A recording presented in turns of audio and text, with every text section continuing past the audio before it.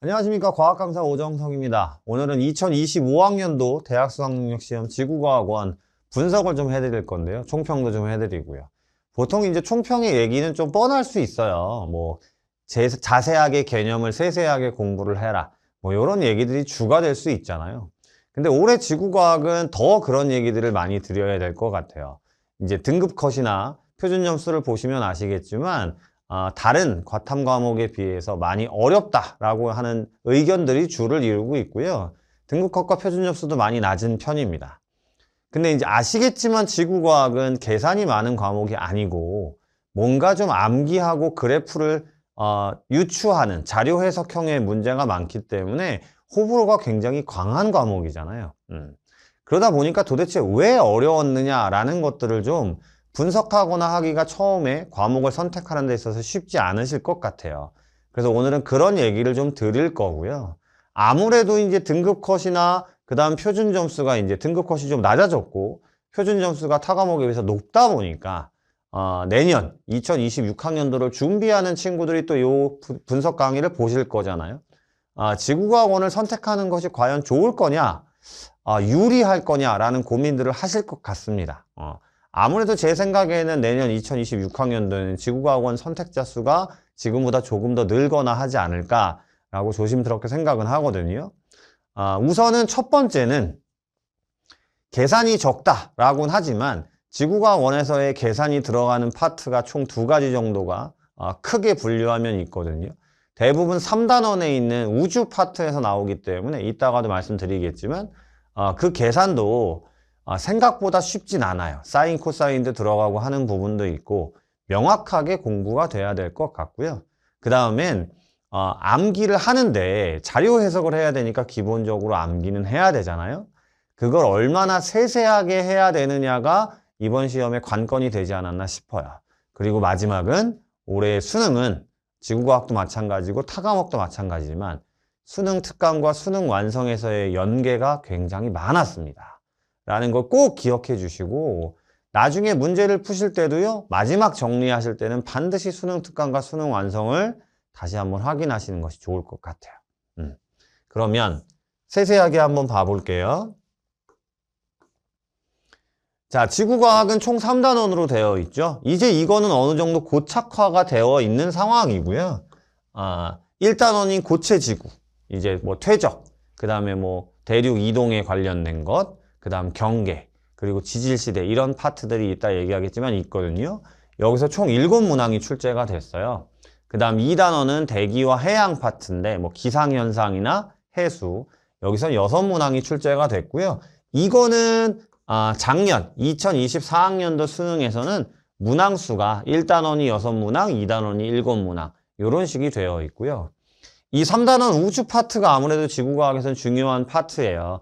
계산이 들어가는 허블이나 외계 행성 탐사 부분도 있고 그 다음 여러분들이 조금 어려워하는 우주론, 아마 살면서 이제 들어본 적이 없는 부분들이 많은 파트거든요. 그리고 통합과학과 연계성이 있는 별의 진화, 그리고 또 계산이 들어가는 별의 물리량, 이제 어려운 부분이 3단원에 있기 때문에 3단원은 7문항이 아마도 내년에도 유지될 걸로 보여진다. 그래서 공부를 하는 데 있어서도요, 이렇게 3개 단원에서 거의 문항수가 비슷하게 출제가 된다는 걸 생각하고 계시면 좋을 듯 합니다. 이제는 수능이 오랫동안 지속되다 보니까요, 각 단원에서 이제 나오는 부분들의 개념, 기본 개념들은 정해지는 것 같아요. 근데 이제 1단원 고체지구에서는 우선 그동안에는 이제 학설들이 그 다음에 이 대륙 이동의 판구조론 얘기할 때 경계 부분에서의 자세한 설명들이 많이 나왔었던 편이거든요. 앞부분에. 근데 이번 특징은 이 학설이라는 부분이 안 나왔고요. 그 다음 이 판구조론도 융합돼서 그리고 계산, 대륙의 이동과 관련된 계산이 포함된 경우가 있습니다. 그래서 이 판구조론에서도요, 여러분이 공부를 하실 때 이제 계산이 나가는 게 있어요. 판의 이동과 관련된 속도 개념에서. 이 계산 문제도 꼼꼼하게 좀 보셔야 될 것 같고요. 이 고지자기와 복각 같은 부분은 빠지지 않고 나오는 부분이고 난이도가 꽤 어렵게. 왜냐하면 땅이 움직이는 것과 그 다음에 지자기 북극, 그 다음에 진북 이런 위치 관계를 파악하는 것들이 많이 나오는데 그 위치 관계가 여러분들이 움직이는 걸 생각해서 풀어야 되는 거였거든요. 그런데 전통적으로 좀 많이 어려운데 올해 수능은 난이도가 조금 하락된 부분이 있어요. 나머지 파트들은 이제 작년에도 마찬가지지만 계속적으로 나오고 있습니다.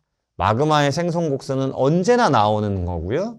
그 다음에 이 퇴적 구조인 사측리, 연은, 건열 같은 것도 부정학과 연계돼서 자주 나오는 것이고요. 요 상대 연령은 뭐 꼭 나오는 거라고 생각하시면 됩니다. 그래프를 이용해서 과거의 지구의 나이 이런 것들을 판단해서 지층의 순서를 파악하는 것은 지구과학에서 빠지지 않고 나오는 부분이니까 이렇게 꼭 나오는 부분들이 이제 문제 형태로 고정이 되고 있는 상황이기 때문에 어떻게 보면 개념을 조금 자세하게 공부하는 것이 내가 이걸 다 외울 수 있을까라고 걱정하는 친구들이 있는데 나오는 것만 나오게 되고 있어요. 그러니까 그 나오는 부분에 대해서 세세하게 공부하는 건 당연히 해야 될 몫이죠. 자, 올해 지구과학의 1단원의 특징은 이 지질시대 파트였습니다. 이 지질시대 파트가 굉장히 자세한 부분들을 물어볼 수 있는 용어가 나왔어요. 뭐 예를 들어서 우리가 캄브리아대, 선캄브리아대, 고생대, 중생대, 신생대 이런 식으로 순서를 배우고 그 안에 내용들을 외웠다면 이제 고생대도요. 기라는 걸 쪼개서 캄브리아기, 오르도비스기, 실루리아기, 데본기, 석탄기, 페른기. 그 다음 중생대도 트라이아스기, 쥐라기, 백악기. 신생대도 팔레오기, 네오기, 제3기, 제4기의 특징들을 조금 더 세세하게 분화해서 외워야 된다. 정리를 해놔야 된다. 라는 것들을 한 번쯤 보여주는 시험 문제가 지질시대에서 출제가 됐습니다.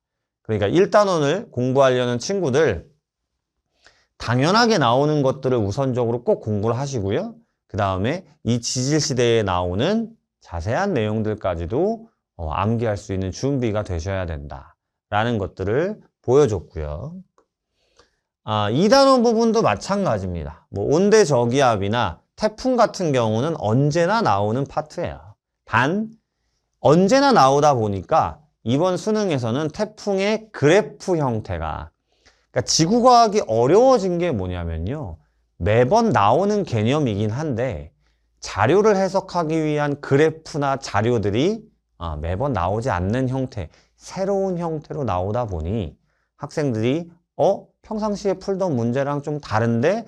라고 하면 개념이 부족한 친구들은 그 그래프 해석 자체가 어려운 거예요. 그러니까 개념이 정확하게 되어 있는 친구들은 그래프가 조금 바뀌거나 하면 자료가 바뀌면 당황하긴 하죠. 하지만 자기 개념이 있기 때문에 이 그래프가 뭘 원하는 건지 금방 따라갈 수 있는 거거든요. 해수의 성질이나 표층순환, 심층순환, 뭐 엘니뇨, 라니냐 항상 나왔던 거고요.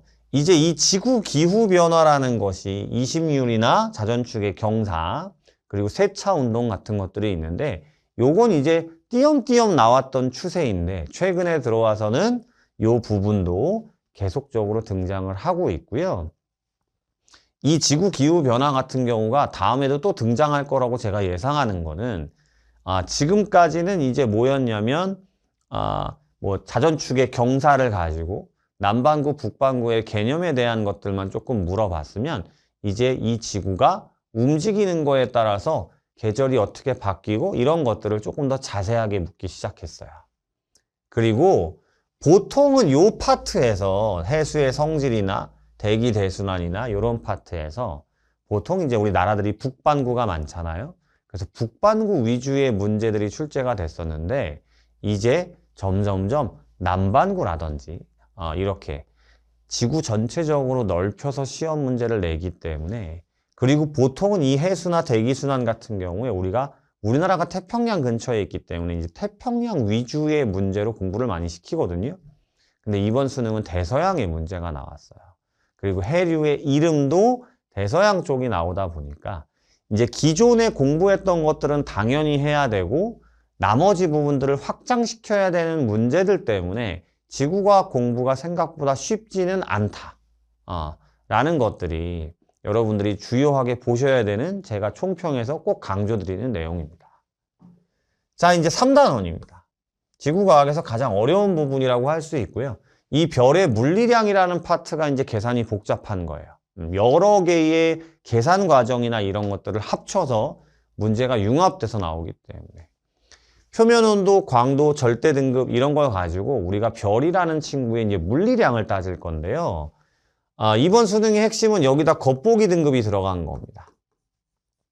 그러니까 실제로 밝기, 이 친구가 실제로 단위 시간당 뿜어내는 에너지에 대한 내용도 나오지만 지구에서 봤을 때의 거리에 따라서 지구에서 관측자가 관측할 수 있는 밝기 개념이 또 추가가 되는 거니까 움직이면서 어떻게 밝기가 변하는지도 생각하셔야 되는 상황이 됐고요. 이것도 마찬가지긴 해요. 나머지 부분들은 이 외계행성 탐사 같은 경우도 보통 이제 식현상이나 미세 중력 렌즈는 출제율이 점점 떨어지는 편이고요. 시선 속도 측정법을 가지고 우리 사인, 코사인 요걸 가지고 이제 시선 속도를 측정하는 것들이 고착화된 것 같아요. 편의 과정을 가지고, 편의량을 가지고. 이거 계산하는 것도 개념이 부족한 친구들은 좀 어려울 수 있거든요. 어쨌든 이제 이것도 나오기로 정확하게 되고 있는 상황이니까 뭘 공부할지는 딱 눈에 보이는 상황이긴 합니다. 허블 법칙도 마찬가지고요. 우주론도 마찬가지고. 이번 수능의 또 특징은 이 우주론이 현재 암흑 에너지와 암흑 물질, 보통 물질의 비율을 어느 정도 알고 있느냐, 즉 세세한 개념을 암기하고 있느냐, 그거에 따라서 이 문제를 접근하는 데 있어서 방식이 완전 달라지는 문제들이 출제가 됐기 때문에 다시 한번 말씀드리지만 전 단원에서 친구들이 어떻게 하면 조금 더 자세하고 넓게 공부할 수 있느냐를 고민하게 하는 수능 형태가 출제됐다고 보시면 됩니다. 자, 문제를 한번 세세하게 볼 건데요. 제가 뭐 문제를 풀어드리는 건 아니고요. 이 첫 번째 5번 그림 같은 경우가 셰이퍼트 은하와 타원 은하의 이 그래프가 우리 지금 수능 특강과 수능 완성에 있는 그림입니다. 요거 수특에 고스란히 똑같이 있는 그림이에요. 아까 제가 수특과 수완 연계성이 중요해졌다고 말씀드렸잖아요. 그렇죠? 그런데 보통 이 셰이퍼트 은하와 타원 은하의 이 그래프가 수능에는 출제율이 그렇게 높지 않았어요. 그리고 셰이퍼트 은하 같은 경우는 수능에서 언급되는 일도 그렇게 많지 않았습니다. 그러다 보니까 이제 보통의 특이 은하 중에서 타원 은하나 퀘이사 같은 것, 그리고 허블 은하를 열심히 공부하고 기존에 나왔던 문제들을 많이 풀었던 친구들은 셰이퍼트 은하도 생소한데 이 그래프는 도대체 뭐지? 라고 하다 보니까 거기다 여기 방출선이라는 것이 있는데요. 우리가 수업을 할 때 방출선과 흡수선에 대해서 그다지 자세하게 수업하지 않는 편이거든요. 그러다 보니까 이 5번 그림 자체 내에서도 학생들이 덜컥 겁이 나는 경우들이 생겼을 수 있다라는 것들을 보여주는 문제고요. 다음 문제에서 아까 말씀드렸지만 지질시대 문제인데 7번 문제입니다. 바로 이제 7번 문제로 오게 돼서도요. 이 생물과 멸종 비율 같은 경우, 대멸종 같은 경우는 제가 기억하기에도 2020년도 이후 개정 이후에 수능에서나 학평에서도 잘 보기 어려운 형태였어요.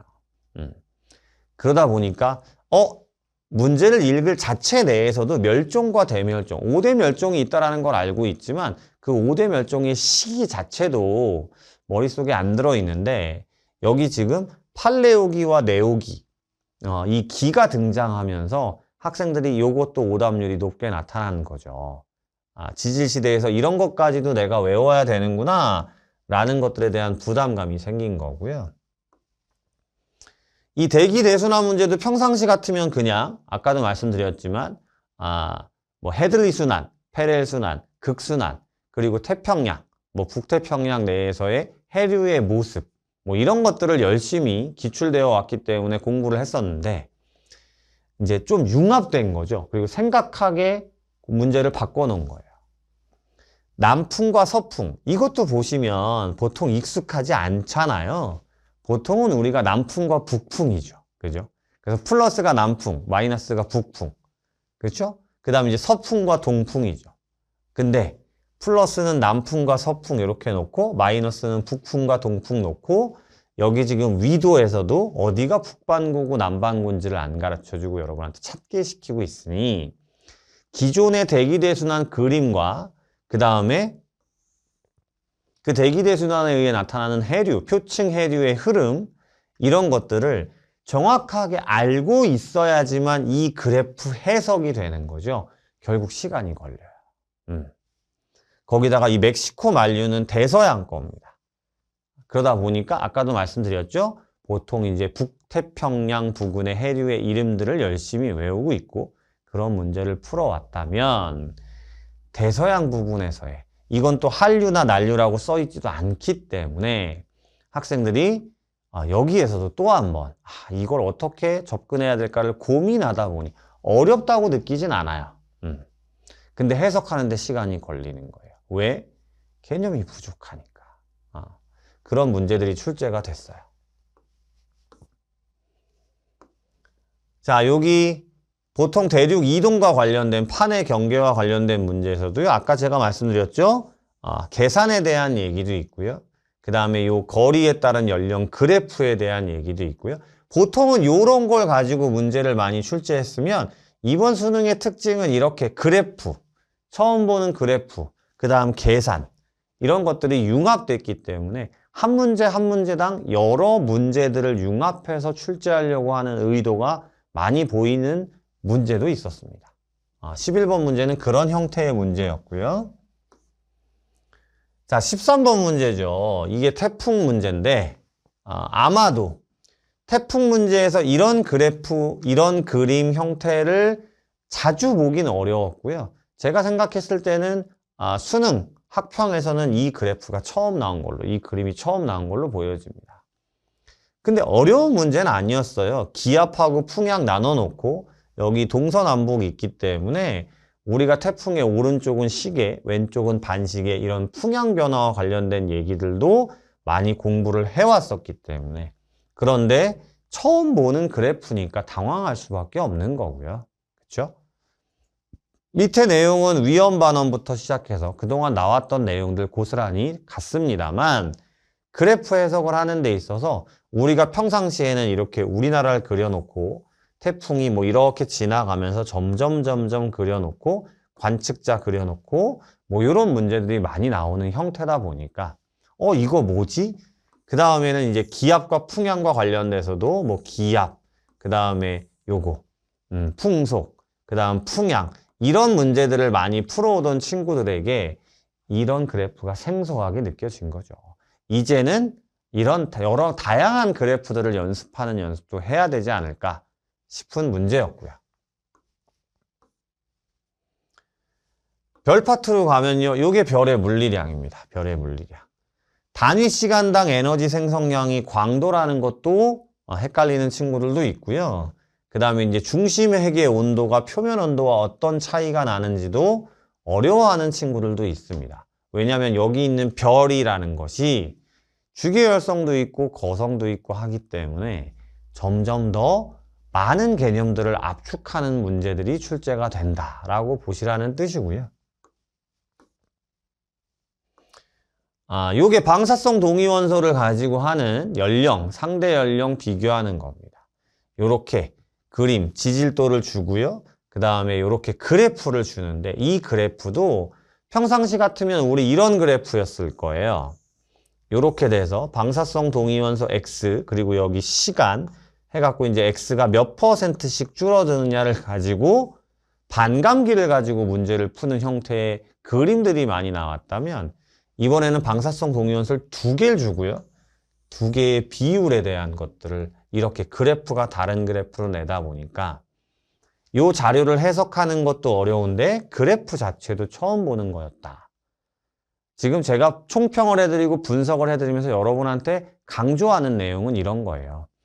그래프나 자료가 계속적으로 같은 얘기를 드리잖아요. 새로운 형태의 문제들이 많이 출제가 되다 보니 어렵다라고 느끼신 겁니다. 보통 친구들이. 그렇죠? 자, 다음 문제는 이제 보통 물질, 암흑 물질, 암흑 에너지를 순서 없이 나타낸 우주론 문제입니다. 보통은 우주론에서 이제 이 암흑물질과 암흑에너지가 어떻게 발견됐는지, 그래서 뭐 중력 효과라든지, 중력 렌즈 효과라든지, 그 다음에 나선은하의 회전 속도는 곡선이라든지, 아니면 암흑에너지를 하기 위한 그래프 문제라든지, 이런 것들이 출제되기보다는 보통 요즘엔 이렇게 보통물질, 암흑물질, 암흑에너지에 대한 비율을 가지고 과거냐 현재냐 이런 것들을 물어보는 문제가 많이 출제가 되는 편이거든요. 근데 지금 이 문제 같은 경우는 우주의 크기가 현재랑 달라요. 그러니까 현재의 전이죠, 우선 얘는. 현재의 반밖에 안 되는 시기에서의 이 각각의 순서 없이 나타내면서 이 변화량을 어떻게 해야 되느냐라는 것도 어려웠긴 했지만, 이 변화량이 나타나는 걸 가지고 누가 암흑 물질이고 누가 암흑 에너지고 누가 보통 물질을 찾기 위해서는 현재 우리가 추정하는 암흑 에너지, 암흑 물질, 보통 물질의 비율이 어느 정도인지를 알고 있어야지만 문제가 수월해질 수 있는 그런 형태다 보니까 요것도 학생들한테는 처음 보는 형태라서 어렵다라고 느꼈을 거고요. 그 다음 이 문제가 이제 최고였어요. 보시면 딱 어려워 보이시죠? 제가 외계행성 탐사에서 이제 사인, 코사인이 들어가는 문제들이 출제가 된다고 말씀드렸잖아요. 이 적색 편의, 청색 편의, 이 파장 변화에 대해서도 지금 딱 보시면 약간 수학적인 도식이 그려져 있고요. 그 다음 여기 대놓고 이제 30도라고 써놓은 건 30도, 각도를 가지고 이제 문제를 풀라고 되어 있는 거고, 이 식 자체도, 요 보기 자체도 이제 어떻게 보면 수학적으로 이제 표현이 되어 있기 때문에 이 식에 대해서 여기다 적용을 하고 이거를 가지고 하는 것들이 평상시에 나왔던 문제보다는 이 문제는 확실하게 난이도가 높아져 있는 상황이고, 정말 정확한 개념을 가지고 이런 문제들을 많이 풀어왔느냐를 확실하게 다져있는 친구들만 볼 수 있는 이런 내용이다 보니까 이 문제 자체는 처음 딱 만나는 순간부터 18번이기 때문에 이미 시간을 앞에서 많이 썼기 때문에 접근조차도 어려웠던 친구들이 많았을 그런 문제여서 이 문제의 오답률이 제가 생각했을 땐 제일 높을 걸로 보여지는. 근데 이 부분의 문제들도 이제 안 나올 수는 없어요. 계속적으로 나오는 부분이기 때문에 난이도만 계속적으로 높아지는 거니까. 이런 문제들, 조금 어렵다라고 느껴지게 하는 문제들도 충분하게 풀어놓으면서 문제의 변형 형태를 가져가야 되는 그런 상황이었다라고 보시면 됩니다.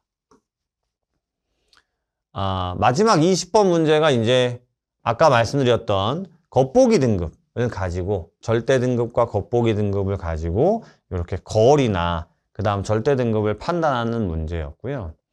이 별의 물리량 같은 경우도 워낙 많이 나오긴 하는데, 이 겉보기 등급이란 개념이 그동안에는 좀 나왔다 안 나왔다 하기 때문에 학생들이 이 겉보기 등급을 가지고 거리를 측정하는 것들에 대해서는 많이 연습이 안 된 것들이 있었던 것 같습니다. 주요 문제를 확인해 봤어요. 그러다 보니까 결국에는 아까도 말씀드렸지만 총평은 뻔할 수 있습니다. 자세한 개념을 열심히 공부를 해야 된다, 이렇게 갈 수도 있지만 포인트는 조금씩 정리를 하면, 제가 이제 정리를 좀 해놨거든요. 확실하게 관연도 대학 수학능력 시험보다는 난이도가 높아지긴 했어요. 아까도 보시면 아시겠지만 미세 중력 렌즈 효과, 이 다음에 식현상 같은 것들이 거의 안 나오고, 그 다음 외계행성 탐사에서 시선 속도 측정법이 주로 나오기 시작하다 보니 편의, 그 다음에 각도, 이걸 가지고 조금 더 문제가 수학적으로 표현될 수 있도록 나오고, 그 다음 태풍의 그래프들도 처음 보는 형태로 나오고, 그러다 보니까 난이도가 높아지긴 했어요. 근데 보시면 아시겠지만 새로운 개념이나 내용이 나온 건 아니에요. 계속 나오던 내용이 고착화돼서 나오고 있습니다. 그럼 난이도를 높이려면 결국 그래프, 그 다음 좀 더 자세한 거, 그 다음 수학적 계산 이해를, 이런 식으로 이제 접근 방식이 달라진다라고 생각하시라는 뜻입니다. 관연도 대학 수학능력시험하고 등급 컷의 차이가 좀 있죠. 근데 제가 봤을 때는요, 이번 지구과학원의 등급 컷이 많이 낮고 표준 점수가 높은 것이 과연 지구과학이 정말로 많이 어려워졌느냐? 그건 아닌 것 같아요. 그건 아닌 것 같고, 아무래도 이제 국어, 영어, 수학에 대해서 본인들이 부담감을 갖고 하다 보니까 국어, 영어, 수학의 난이도에 따라서 학생들의 집중력이 떨어질 수밖에 없죠. 지구과학은 맨 마지막에 보니까. 그러다 보니 평상시에도 계속되는 기출적인 부분만 공부를 하다 보면 지구과학 공부할 수 있는 시간이 상대적으로 많진 않잖아요.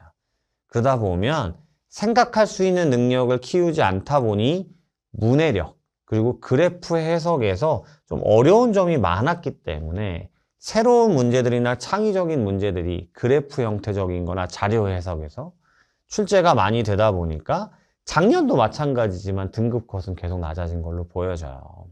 집중력을 끝까지 가져라 라는 얘기를 할 수밖에 없는 상황이고요. 결론만 따지면 똑같은 얘기 반복입니다. 결국에는 용어나 개념에 대해서 정확하게 이해를 하셔야 돼요. 이게 왜 이렇게 되어 있는지, 그리고 조금 더 자세한 내용들이 출제되는 것들을 암기를 다 해놔야 되고요. 새로운 형태의 문제들을 찾아보셔야 됩니다. 계속 나와왔던 기출 문제를 푸는 것도 당연히 중요한데 그걸 빨리 끝내고요. 어떻게 하면 별의 물리량이나 그 다음에 시선속도 측정법이나 그 다음에 절대연령, 상대연령 문제들은 새로운 형태의 문제들, 아울러 다른 부분들도 새로운 형태의 문제들을 지엽적이라고 생각하지 말고요. 많이 외워놓고 푸는 것이 중요하다라는 것들이 총평에서 마지막으로 드릴 수 있는 최종적인 학습 방향 제시라고 볼 수 있을 것 같습니다.